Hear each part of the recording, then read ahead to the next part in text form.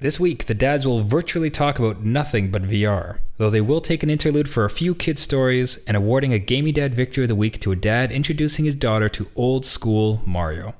All on New Dad Gaming.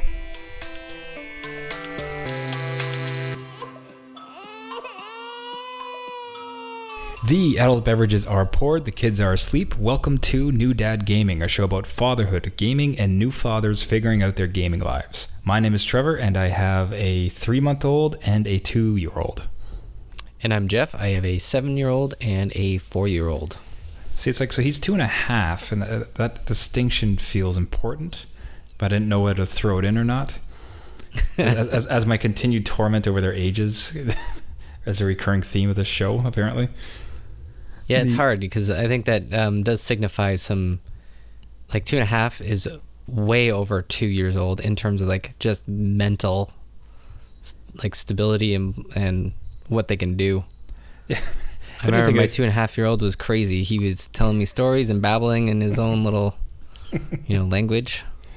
Yeah, it's definitely not English, but no, yeah. And even worse is that like he's. I've had a few moments of terror because my wife is Spanish, so like he's been learning English and Spanish at the same clip, and there's been a few times when I swear he's had a couple of Spanish words I didn't know. Like I'm trying to learn too, but there's just that moment of panic, like, oh God, it's happening. Like, he speaks in a language I don't know yet. Oh no. We're already there. This wasn't supposed to be. Not yet, not now. No. That was an awful feeling. But yeah, but let's launch into it here to kick off the show. It's time for the Gaming Dad Victory of the Week in recognition of those who father and game so well. So this week's award goes to Reddit user Fallout Dad with a great example of the newer generation of games inspiring a family to revisit the classics. So in his post specifically, he details how his 6-year-old daughter and himself have just absolutely loved the Nintendo Switch, which really seems to be a recurring theme with fathers that we're seeing, where it's like that is the family console this generation by far. But very much they've just fallen for Mario, and one thing leads to another. It's like, you like Mario, like let's go back and see this. So they bust out the old NES, pop in the cartridges, and then they are playing these the old school, the originals, going right back to the old Mario stuff and playing it through. So and as best as I can see, this is not the classic. No, like, this is the original gray box. Well, kind of yellowy, but yeah. Yeah. In that gray to yellow degradation that happens. Yeah, no, that's amazing to have the old cartridges. You teach them the old, blow the cartridge trick when it doesn't work. Like, it's just passing on that knowledge. There's just no chance that your PS4 is going to last 20 years. No, it's just really, it's not. Like we're gonna go into like Fallout Dad as per his name. Like when the Fallout comes, yeah, that Nintendo's gonna be fine. It'll be still kicking. Yeah, controllers, everything. Does it need updates? Yeah, exactly. Always online. Are you kidding me? Oh man, yeah. The thought of trying to teach, I'd be curious about the learning curve. I mean, because the problem is like And for good reason. I mean, like what's been great is that we got rid of the old 3-life nonsense that used to exist solely because of arcade system that gets quarters. Yeah. First generation consoles, everybody remember they didn't get rid of it, so you had 3 lives for no good reason. At the time, just to torment you. It's to torment you. At the time, it felt totally logical. I remember like going up, it's like, oh, that's a difficulty, and now it's like, oh, what? I'm like, screw you guys, man. I got it's precious time. Wasting my time. So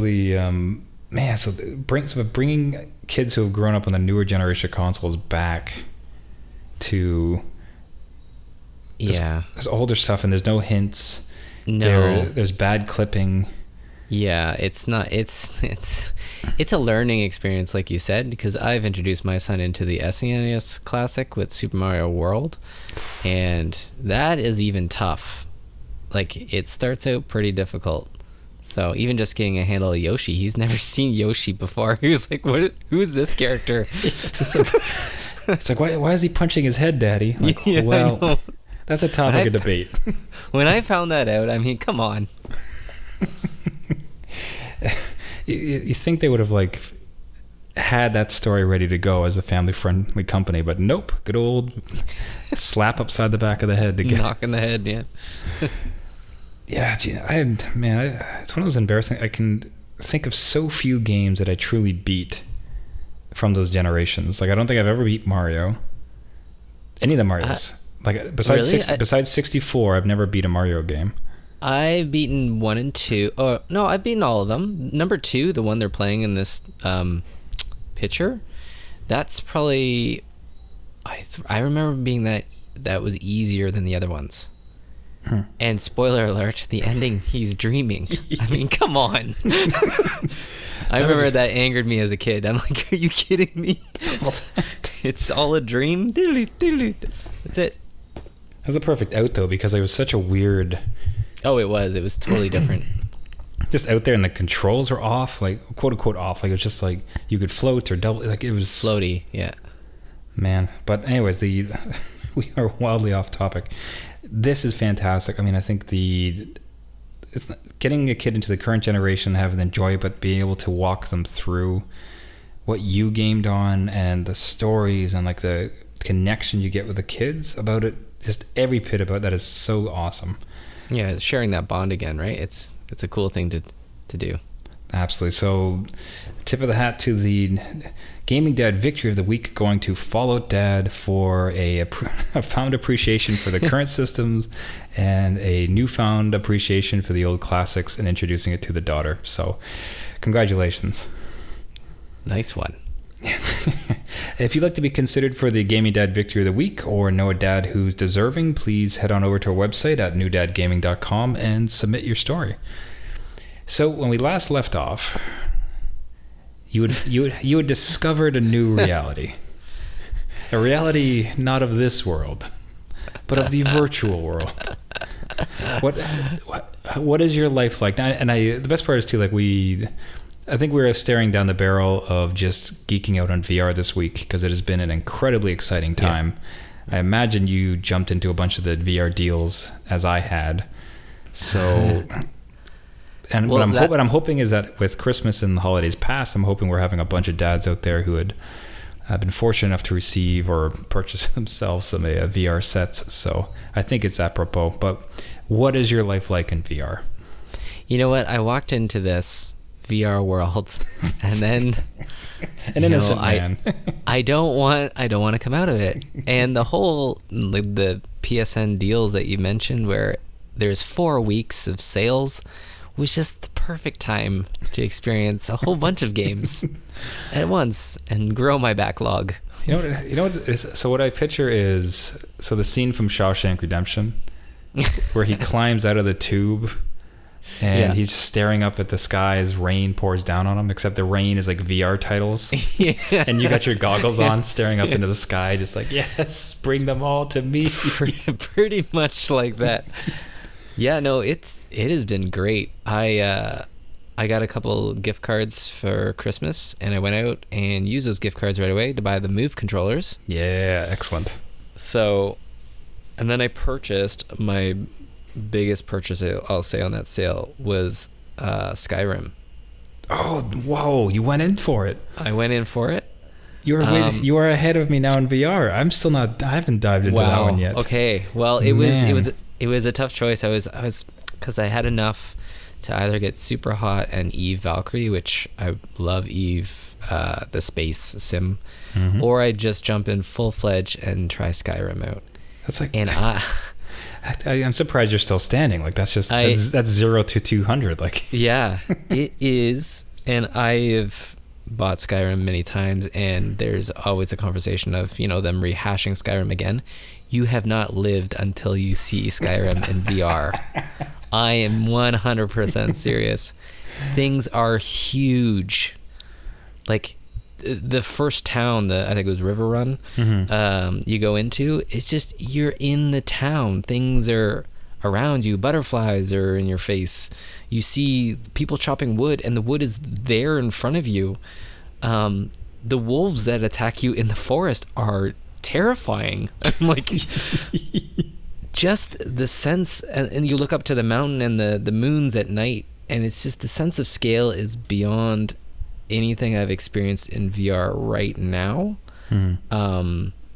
So that has, like, the graphics themselves are dated. I will say that up front. It's not going to be a pretty picture, but once you're in there, you kind of just accept it. It's that suspension of disbelief. You're in this world. You're going to travel around, try and do some quests, probably a lot of side quests, and just live. And this is the best experience. I just played a couple hours before we got on doing the show, because it is just addictive. The bow and arrow with the move controllers is so intuitive. Like, I don't think I ever would have seen on, like, when they explain it on paper, I'm like, there's no way I'm going to get that. But with the controllers, it just works. So I'm just arrowing bunny rabbits in the distance and practicing my shot on fish and just doing that for not hours on end, but a long time. I was wondering about that. Yeah, the tactile nature of it, as far as like the feel of the sword, the feel of the bow and arrow was of a special interest to me, because I just adore that is weaponry. So the thought to hear that it is that satisfying is exciting. It's really nice. Like, it's good, and it because the move controllers vibrate too. Like, they have that vibration. It kind of gives you that when you notch the arrow and bring it back, it gives you that feel of the tension of the string. So, which is neat. Like, it's just a cool little thing. And even swinging the swords and doing, like, I had one hand with fire magic spraying some other guy, and my sword fighting off another Imperial coming at me. And just the sword vibrated every time I swung. I hit him on the head, and my fire was going. It's just awesome. I totally recommend it. I don't know if I'd drop $80 on it, but when it was on sale for $49, I think, that was enough for me to bite the bullet and jump in. And it is a good one. I do recommend it. You gotta check it out. It's kind of funny that it's almost weird that it took VR to make that jump with the move controllers, because they had them, you know. And even if it was on a flat screen, the thought that, like, this move controller is this hand, this move controller is this hand, and you can swing the sword.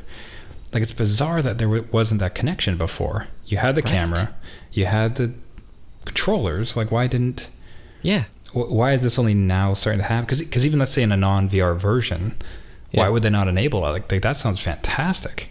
I don't know why they didn't capitalize on it. Like, it just went the way of, like, the Kinect. It just kind of died off with PS3. Pour one out for the poor Kinect. Yeah, and came back, and I will say I won't go back to the controller, because I did play with the controller, and it feels okay. You do get a little bit more kind of that VR sickness happening. Some reason with the move controllers, you look where the camera's going and you move to where the camera's going, versus the controller where you're kind of strafing around. And it's just a neat experience that I didn't think would be that intuitive to use, but they've done a good job with that. Granted, you're not dancing around enemies like you were on a PC or with a keyboard or anything, but it works. Yeah. Hold on. So I guess, like, the so that's the teleportation option you went for? No. Oh. You can do either. You can do the teleportation with the move controllers, or you can do full movement. So you just point the control, like, you move the controller slightly forward, you go forward. You move the move controller backward, you go backward. And then you strafe left and right by just kind of waving the wand around a little bit. So how's that feel when you're switching between? So you're moving the things all around to actually do the movement, but then it comes time to swing the sword. Like, how's that switch feel? It's at first it was a little bit awkward, because you have to press a different button to get your weapons out, and the movement requires one of the triggers to be held down. So you can still do it. It's just now you have two fingers that are kind of in the. They have to press different buttons, and if you don't know where the buttons are on the move controller at first, it's kind of difficult. But then once you get to know it, it's just second nature. I think it's almost like learning how to wield a sword and move around. You're like, this is my sword now, and this is what I got to do with it. I'm sure it's very comparable. Yeah, I can go there right now, conquer Skyrim. Yeah, so the one thing we have to hear is, it sounds like you've had enough playtime to encounter the first dragon. Yes. So what's your first VR dragon like? It is, again, big. Scale is big, and They're freaky little things. Like it is a lot neat. Scarier than flat, huh? It's just terrifying because the way they're so close on the flat screen. Like you kind of like aim up your arrow. You're like, I could shoot it out of the sky. But when you're in VR, they're high and they're fast and they move really quickly, and they're big when they land. So it's a cool experience. There are the Skyrim glitches, which are hilarious in VR. They're even more so hilarious when things just kind of, go a little bit crazy and fly and spin out into the sky or something. But it's neat. Even the world map, you hover above it, so you see the world below you, which is just a cool thing. And the skill tree is all in space, where you push and pull into the constellations to upgrade your stuff. It's a really neat. Totally recommend. So I've been involved with that. That's like my baby right now. I've done all the other demos, but Skyrim's held my attention. Just like, man, right in it. So it's funny how fine it is, in the sense that, hey, this company is re-releasing this I know. game. And I think much like you, I think I've bought it twice now.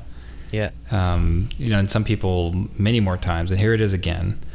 But it's such we bought it so many times before because the game was so engrossing and so well done, and then they've now just added this whole other layer of being able to be immersed in it. That it's like, okay, more money. It's kind of like a this DLC. Is what's gonna happen. I'm serious. It's just an odd feeling, and I guess part of it is maybe a little bit of nostalgia of being in that world, and now you're kind of experiencing it in a different light. And I've never actually finished it, so yeah, 300 plus hours, never actually finished it. I do all the side quests. So I had I've been noticing a trend online where a lot of people are coming out saying that now being in VR has turned them into jerks in Skyrim, because they so badly want to grab baskets and put them on heads and throw cabbages. Yeah, totally. As long as you don't hurt the chickens, anything's fair game.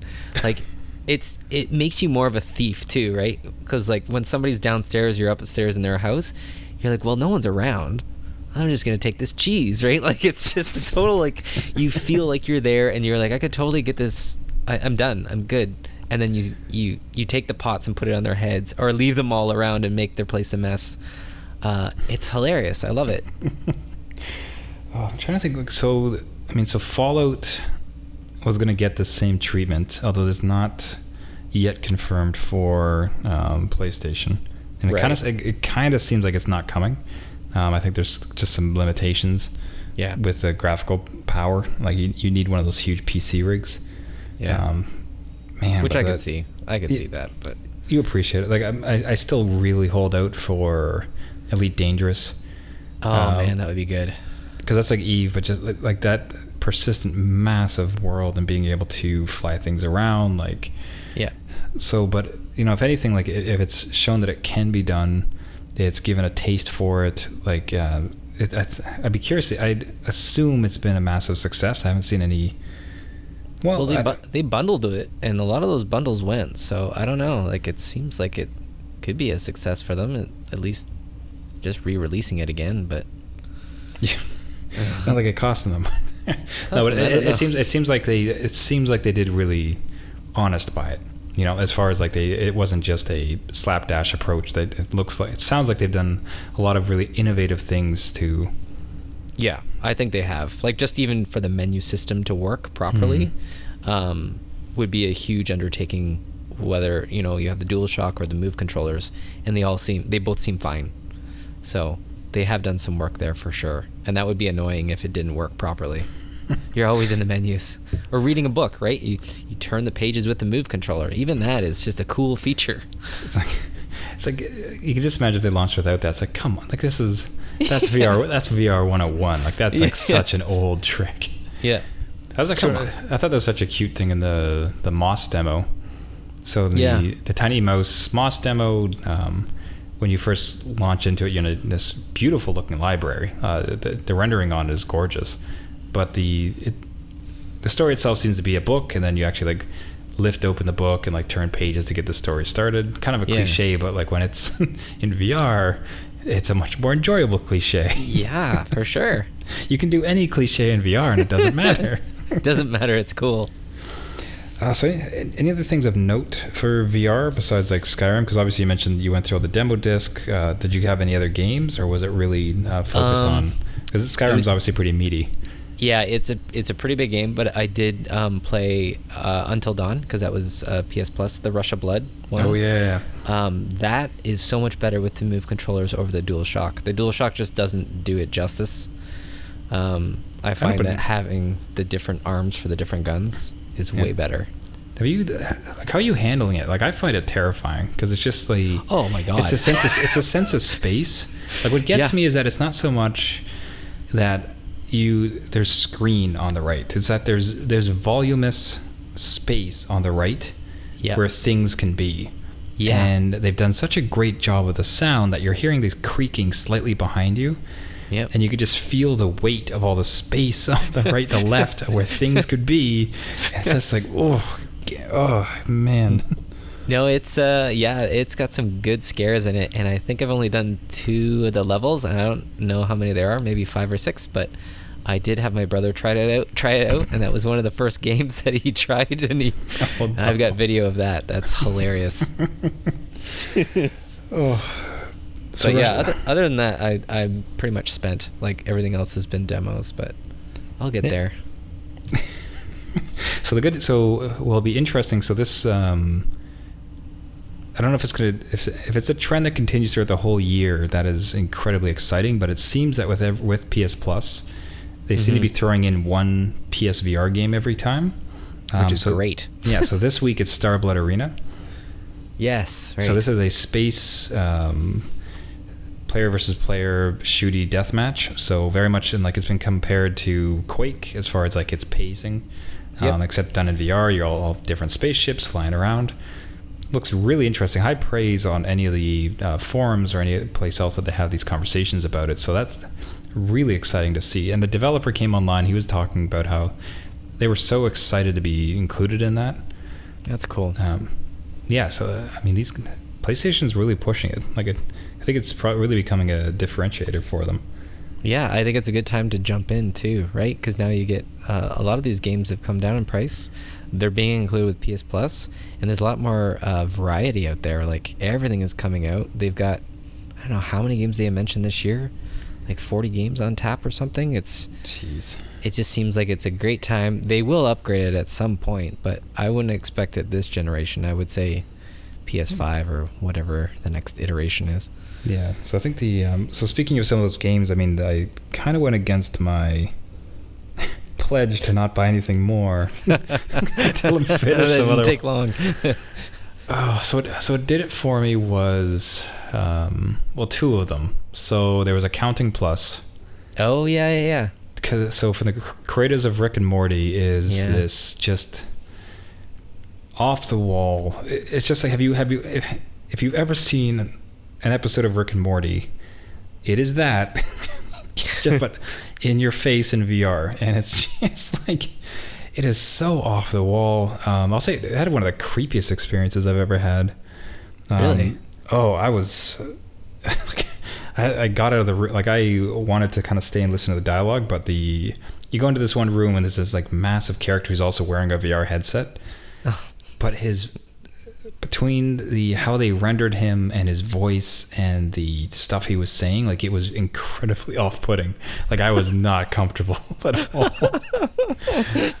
Oh man, but they're just the humor and like, it's just, the dialogue's the funniest part, of course. Yeah, and there's so much of it.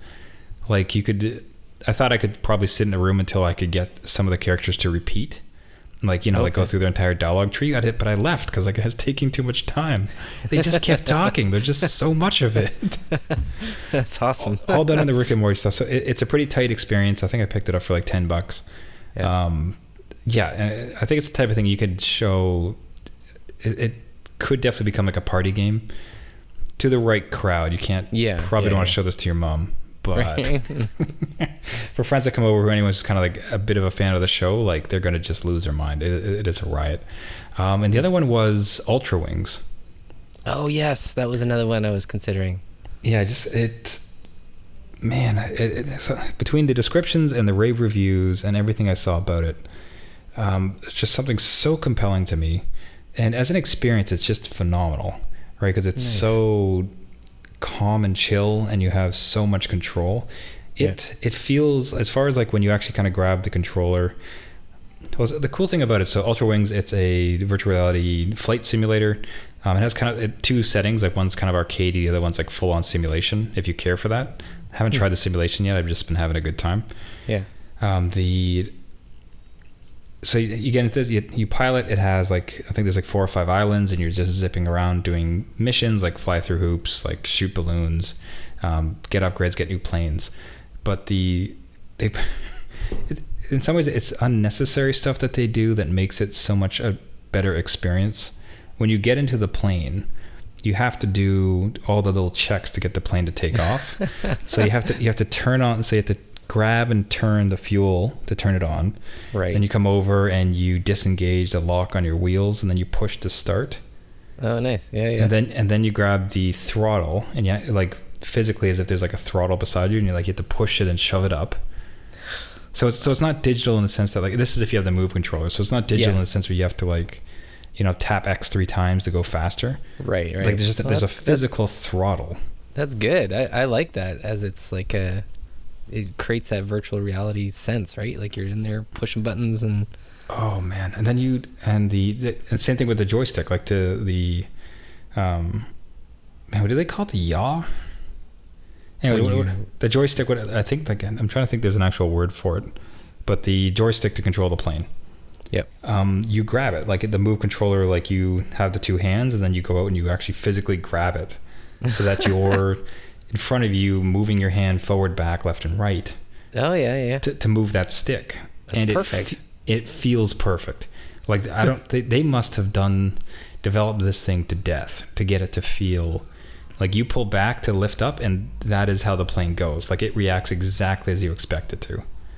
That's amazing. In just about the most responsive way I think I've ever had in VR. Like it is astounding, and like it's just so chill. Like it's just you kind of get up. It's relatively easy to take off. So I'm sure in simulator mode it's like infinitely harder. Yeah. But in arcade mode, which thank God they. I'm telling you, these devs are getting better. I swear, it's like, you know what?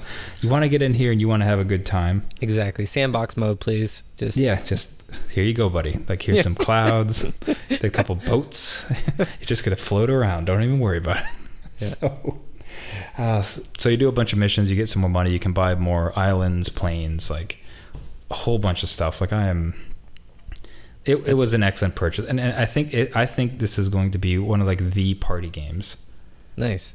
I'm so excited to get my wife to try it, because again, like the feeling it is so intuitive to grab the control stick and just pull back to fly up and go left and right, that it's very much pick up and play, that I think you could put anybody in it. And that's the ultimate experience. Like you're flying. Yeah. No, and when I saw that game, I thought of Pilot Wings. Yep. So I'm like, even that, it's just in VR. That sounds amazing.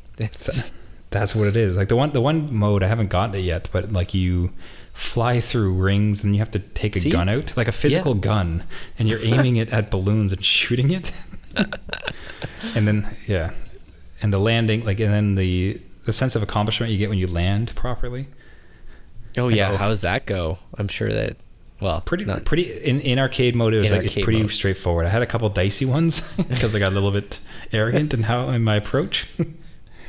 But it feels, it's tough enough to be rewarding, but also just a blast. And also say, I obviously tried to like just do a nosedive, and that's kind of terrifying. See water rushing up at you. How is have you ever gone, like, does it allow you to go upside down? How's that in VR? Like when you're just flying, like the horizon is totally different.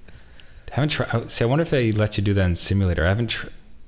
I don't know. I've kind of jammed the sticks left and right all the way, and it didn't really completely peak me over. So I wonder if it's a limitation. I'll have to try it in simulator. It's gotta limit you. Can you imagine? Your eyes wouldn't be able to process it.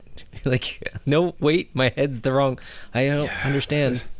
I don't think they can do it. It's funny because they have these modes where your starter plane is kind of this ultralight, very basic type of airplane, and there's nothing to it. There's a frame that you sit inside of, but this mode will block out all but 2 panes that you're directly looking at to try to help you with your motion sickness.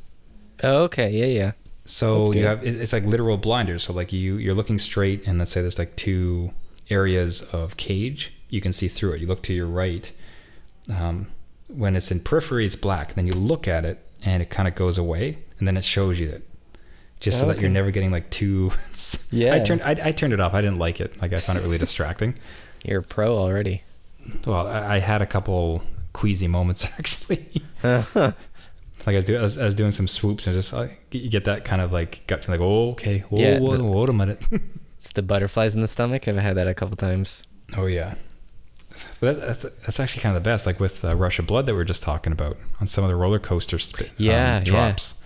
Oh my, like even just the first one that you're following the guy, and then all of a sudden it drops off, like he disappears, and you go the other way. And you're like, whoa. Yeah, you feel it. This is how it is, yeah. Oh, so that was those. I mean, like, so I'd like to think now I can. Moss is coming out this year. What are you gonna do? You're not gonna buy that one? I have to finish. I just need to get through a bunch of things, and it doesn't help that I'm returning to old habits. So I think we're kind of approaching the end, but I'll just throw in some non-VR content, specifically. So Street Fighter. Oh, Street Fighter. See, I had you pinned to Destiny 2. I've kind of fallen off that one. Oh no! It's just like no ill will. Like, I had an excellent time with it. I only ever built one character. So there's the 3 main classes. Generally, people kind of build up their 3 people. Yeah. I haven't experienced the other 2, but I think what's good. I feel great about it. Like, I had a great experience. Yeah. I can definitely just jump right in and go into it if I want to, and I think I'll be compelled to later this year to like complete the other 2 characters. Or maybe they'll do some kind of cool event and I'll hop in. But you're done with it. You retired on top, kind of thing. Retired slightly above the bottom, sure. But to kind of follow up on a previous story. So I'd mentioned, it might have even been last episode, or 2 episodes ago, that the math was done and showed that if in Street Fighter, if you'd gone through all the modes with all the characters, done all the trials, you could get enough money to buy everybody, right? Buy all the extra characters. So you didn't have to spend any money. So they're getting rid of that. Oh, no. They found you out. See, they've been listening, and they said, you know what? Trevor's right. So wait a minute. Hold on. Let's do oh, no, the calculations are wrong. Somebody slipped in an extra 0. Get it out. Shut it. Patch it. Yeah, so as of middle of January, and I think it coincides with the release of the new arcade version, which everybody gets for free, which includes a bunch of new modes and all these other interesting things, but they're getting rid of all these other ways to get fight money, which allows you to buy characters. So what that game has now become to me is grind the hell out of it before the 16th so I can amass enough to buy characters. Yep. And it's worth, I think I've bought 4 so far. Okay, how many more do you have to go? So, geez. Like 7? We're talking like a dozen? They released 6. They had 12. So, and I have 4, so 8. I got 8 characters. 8 more. Jeez, that's a lot of grinding. And the best part is 2. And then it's funny because I almost felt, it's not guilt. I guess the thing, I would almost call it guilt. Here's the thing. I've enjoyed this thing immensely.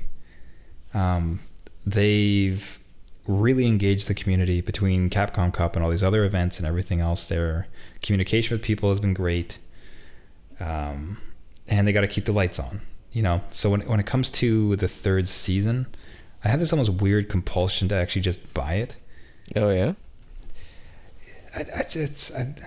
Even after they're taking out the grinding, they're just taking that out, and you're like, I don't know. Well, partly because I don't know that I can I have enough time to possibly grind all of it. If I was really good at this game, it's probably very easy, but I'm not, so it's going to take some time, and I don't have that type of time.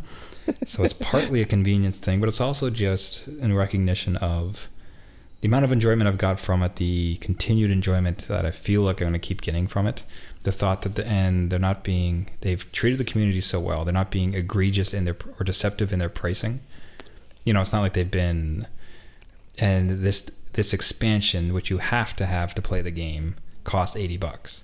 It's like you definitely don't need these, but these are some interesting characters, and if you want them, it's like $20 or $30. Right. It's like, you know what? Like, this relationship has been very good. Let me invest in it. Yeah, it's kind of like when you bought the expansion for Horizon Zero Dawn. Besides the compulsion to have more content that you had, like putting that aside, like that felt good for you, right? It did, yeah.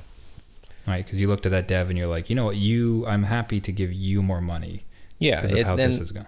That's a good feeling too. It's not like I need this to complete the game necessarily. It's more like, you know what, you made something good. I want to support it, and here's the future. Let's do it. Yeah. So I can see where you're coming from. Like, you've had a good time with it. You kind of want to support them as a company. Yeah, so let's go for it. I think the angle would be to see if I can grind out almost all the characters of Season 2 and then just purchase the Season 3 characters for... Because the thing is, too, like, there's some pretty sweet characters. There's the Bloody Roar guy. There's Blanca. There's Sagat. I mean, come on. Like, that's... Yeah, those are... Yeah. Sagat and Blanca are originals, so... Yeah. If I ever happen to have another dad who's going to play it with me, you have to have some recognizable faces. And then, the inevitable Street Fighter VR experience. And oh, can you imagine that? You have to actually punch people. Yeah. I'm being electrocuted by Blanca. Oh my god. He actually did LA Noire for VR come to PSVR? No, I don't think it did. Not yet. I think it's on the Vive or whatever. Because the GIF I keep seeing is like, so the guy gets in a fist fight, so you apparently punch, like you actually, like your fists are connected, some sort of like fighting element to it, and your fists are connected to the two move controllers, so you're actually like physically punching. Oh, really? Yeah, so like, yeah, there's this kind of boxing. This is boxing simulator in it. Well, and that being said, one of the games coming out this year is like a punch out. Like a super punch out. Yes. Again, you want to talk party game? Like that is. Yeah, right? That'd be so fun. It's Wii boxing on steroids. Like that is it would just be the next level. I really hope it's like couch co-op too. So someone's on the screen playing against you in VR. That would be fun. Like that's 2-player right there. Give it to me. Perfect. I'll fight the kids any day, virtually. This whole year is going to be you and I trying not to go bankrupt. You know what? Like I've bided my time for a year, and now's my time. Jeff VR, it's happening. yeah. Oh, it's an exciting year, but we're gonna have to do our best to not just geek out on VR every week, but it is going to be hard to avoid because it is an incredible place to be at this point. Yeah, for sure. Like I said, I think we'll make sure we don't talk about too much about next episode, so get some balance. Well, there's a bunch of other games coming out that I'm totally interested in, so it's not all VR. Like, we still have God of War 3 and Red Dead and a bunch of other games I'm still trying to complete. Yeah. Oh, man, Shadow of the Colossus is coming out. Yeah, man. Well, not for you, for me. VR. Okay, that would be pretty sick, but we can't. It would be pretty, like, right? But yes, no. As a game, that is one of my top games of all time, Shadow of the Colossus. So I'm sure it's a remake, right? Not remaster, remake. Correct. So they've like redone totally different things with it. The landscapes look amazing. Like it's one that I again might bite the bullet on and purchase, but we'll see. But it's a really great game. If you haven't played it, watch for it. It's February, right? I think it's in there since PS2 I've wanted to play it, and I've never connected, so I'm incredibly excited for that one. So good. Okay, but I think that's a whole nother episode. I think we'll get into upcoming games and our excitement, our dad level excitements for it. But it's high. Yeah. Here's a teaser, very high. We're very easily excited. But that will wrap it up for us this week. Everybody, thank you so much for listening. This has been New Dad Gaming.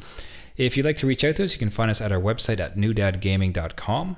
We're also on all of the social networks. If you'd like to speak with us, you can. If you have any show ideas, questions, stories, if you'd like to submit you yourself or someone you know as for Gaming Dad Victory of the Week, we would love to hear it.